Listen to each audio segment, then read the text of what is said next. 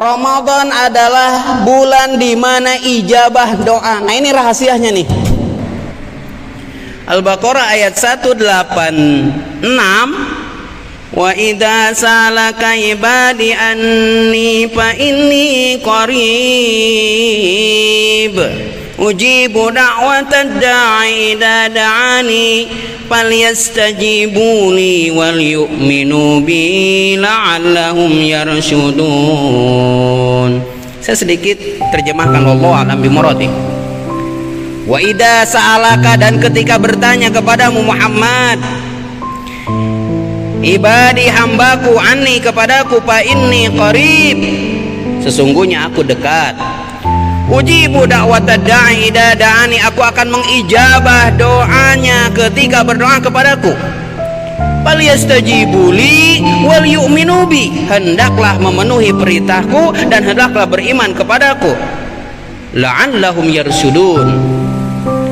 Ini asbabul nuzul ayat ini. Ada seseorang yang datang kepada Rasulullah bertanya begini, ya Rasulullah, ya Muhammad, akhbirni, sampaikan kepadaku, Allah itu dekat atau jauh?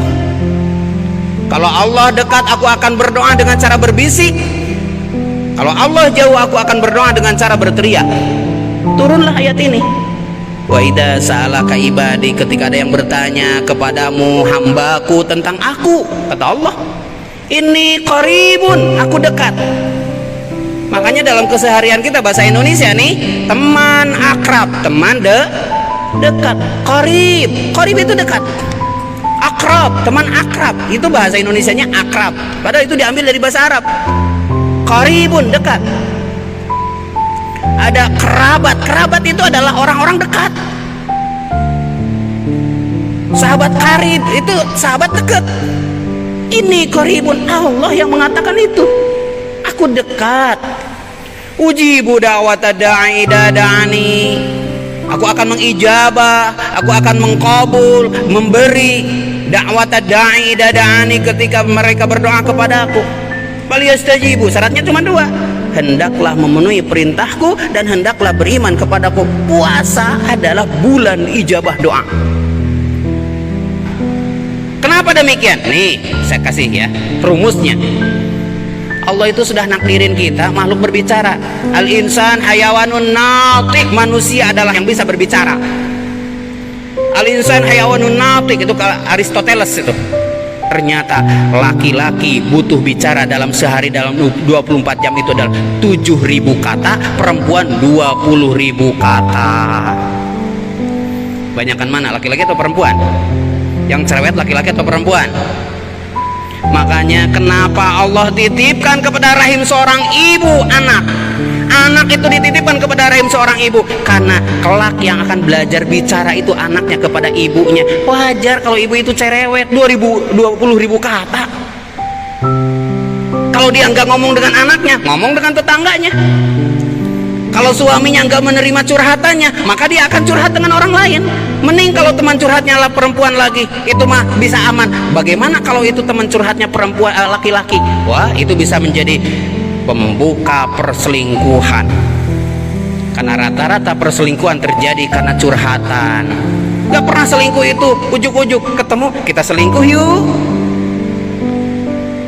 Bertahap perselingkuhan itu dari awalnya, saya temani galau begini, bisa nggak saya curhat sama kamu? Bisa.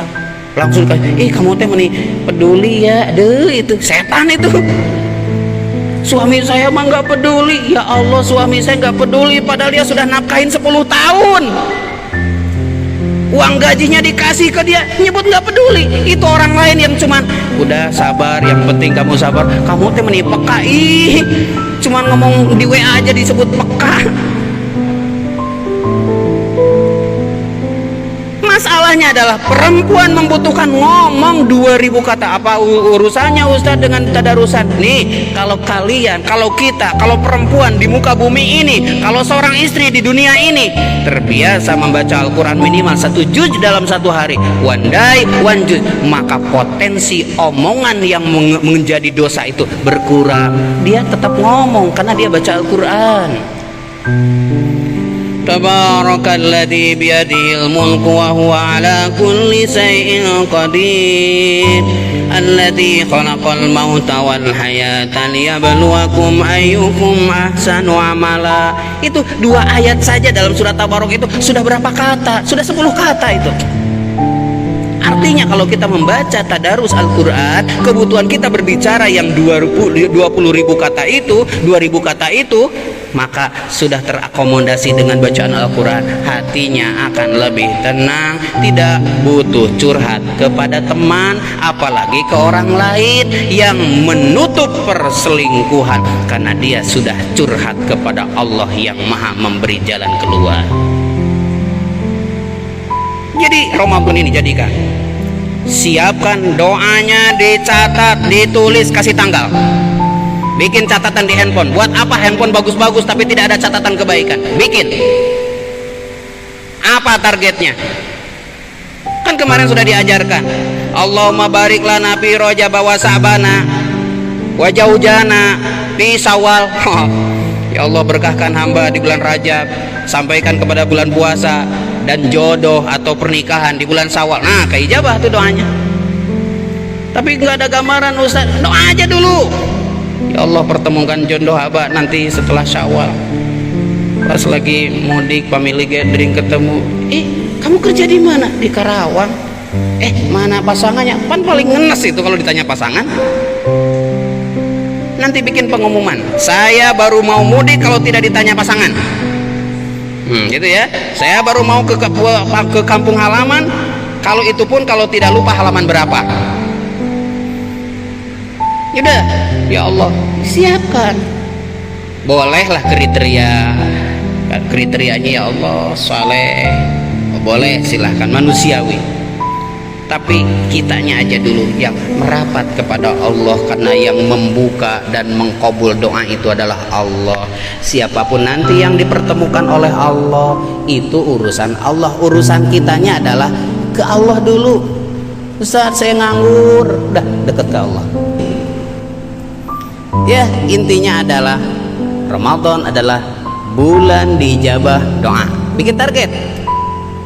Mungkin ada yang sudah, Ustaz, saya sudah bikin target 1 tahun yang lalu, 2 tahun yang lalu, tapi belum diijabah. Bukan belum diijabah, Allah melihat belum waktunya.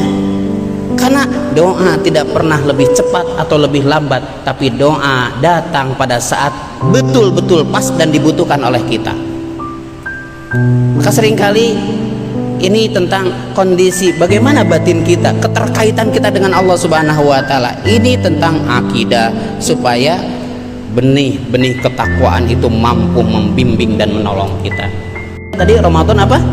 Bulan ijabah doa.